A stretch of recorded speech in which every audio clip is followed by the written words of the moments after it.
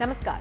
2022 विधानसभा चुनावों से ठीक पहले समाजवादी पार्टी का दामन छोड़कर बीजेपी ज्वाइन करने वाली अपर्णा यादव को भले ही अब तक कोई बड़ी जिम्मेदारी ना मिली हो, लेकिन वो निस्वार्थ भाव से पार्टी के लिए काम कर रही हैं। अपर्णा मोदी योगी सरकार की नीतियों से भी जनता को अवगत कराने का काम कर रही हैं। साथ ही साथ बीजेपी के धुर विरोधियों को जमकर लताड़ भी रही हैं।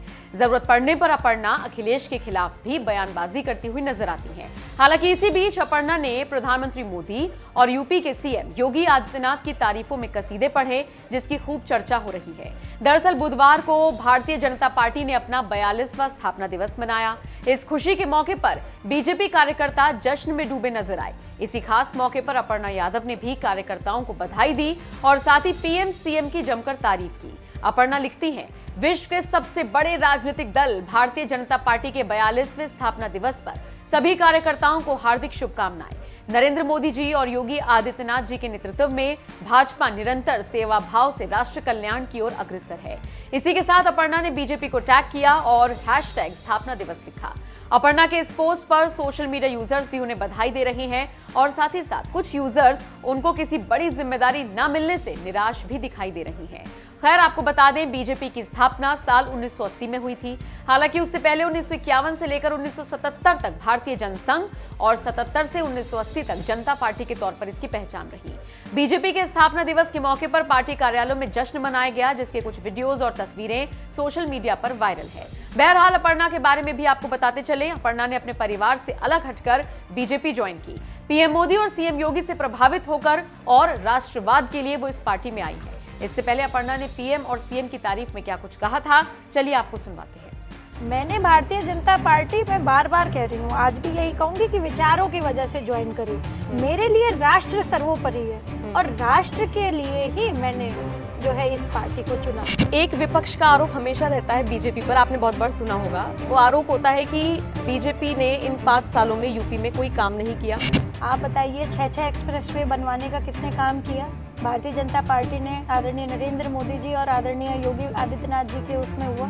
कोरोना जो फेज आया है, कोई और पार्टी अगर इस प्रदेश में होती संभाल नहीं पाते। और हमारे कामों की लिस्ट उठा करके देखें, अपने आप फर्क साफ हो जाएगा।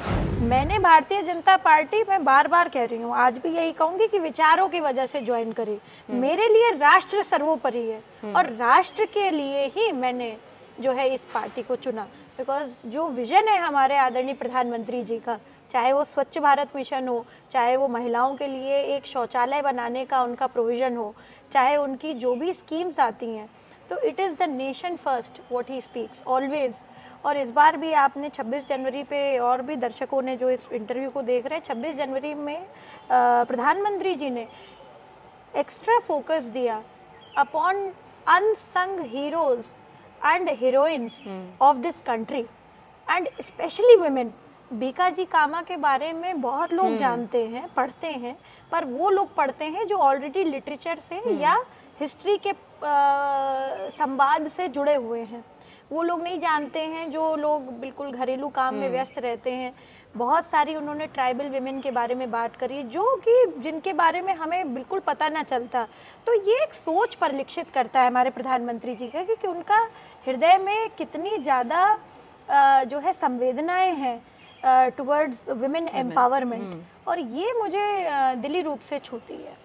और चाहे आप देखिए केंद्र में मोदी जी हों, चाहे हमारे उत्तर प्रदेश में योगी जी हों, तो योगी जी को भी बहुत साधुवाद है जिस प्रकार से उन्होंने अपने आचरण को और अपना जिस प्रकार से वो जीवन जीते हैं, जो उनका जीवन जीने का एक तरीका है, ये बहुत बड़ी बात है। अपने उसूल पे कायम रहना, अपने वस्त्रों को मतलब एक मुखर रूप से जब उन पे टारगेट किया जाता है उनको, कि आप जो है भगवा वस्त्र क्यों पहनते हैं, या उनको संत के उस पे काफ़ी बार टोका जाता है। एक विपक्ष का आरोप हमेशा रहता है बीजेपी पर, आपने बहुत बार सुना होगा। वो आरोप होता है कि बीजेपी ने इन 5 सालों में यूपी में कोई काम नहीं किया।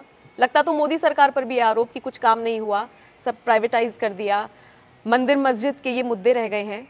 तो उन लोगों को क्या जवाब देंगी? लोगों ने कहना शुरू कर दिया है कि पूछिएगा, ये सवाल बहुत सारे कमेंट सेक्शन में था कि रोजगार पर चुप है सरकार, कुछ नहीं है। 4.5 लाख युवाओं को नौकरी दी, किसने दी?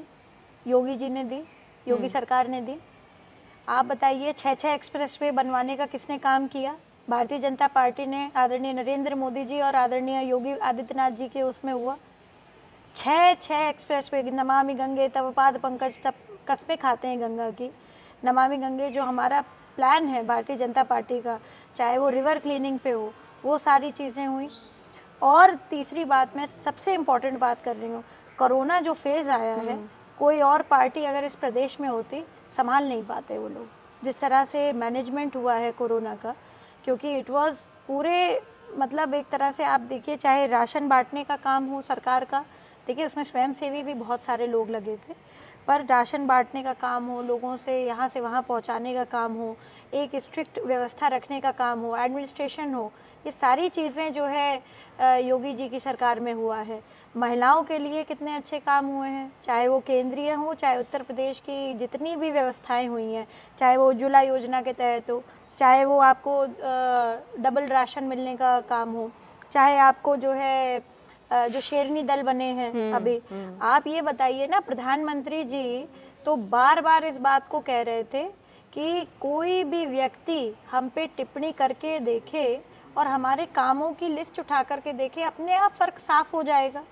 और मैं बताती हूँ, ये विपक्ष का आरोप हमेशा लगता रहा, जो आप कह रहे हैं मस्जिद और मंदिर वाली बात, राम मंदिर का जो इशू था, ये जब भी उठा तब सरकारें और औरों की थी, मगर बनाया किसने और बना कौन रहा है?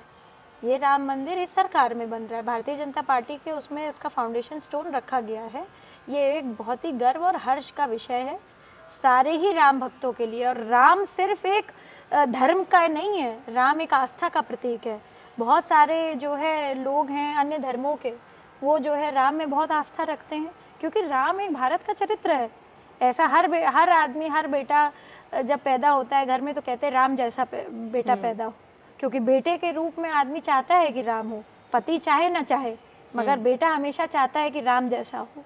तो ये सारी बातें जो विपक्ष कह रहे हैं, वो क्योंकि खुद वो कहते हैं ना कि जो लोग अपना कुछ नहीं कर पाए वो दूसरों पे प्रत्यारोप करने में सबसे आगे होते हैं, यही बात विपक्ष पे लागू होती है।